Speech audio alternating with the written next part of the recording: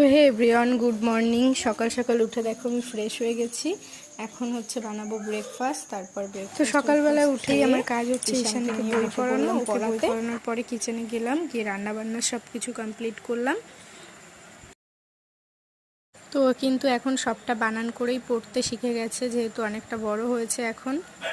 আগের থেকে দুষ্টুমিটা একটু কমেছে, কিন্তু ভীষণ বড় বড় একটা মানে উল্টোপাল্টা কাজ করে ফেলে, যেমন ফোন ছুঁড়ে ফেলা, এই সমস্তগুলো একটু খারাপ অভ্যাস ওর। তো যাই হোক, আস্তে আস্তে দেখি ঠিক হয় কি না। তো তোমরা কে কেমন আছো আমাকে একটু কমেন্ট করে জানিও। আর সকালবেলা ঈশানের জন্য বানাবো পেঁপে দিয়ে আর পালং শাকের তরকারি। সকালে ওকে আমি লাইট খাবারই দিতে একটু রেফার করি। সকাল সকাল ওর জন্য ওরকম মাছ ভাজা আর হালকা একটা তরকারি।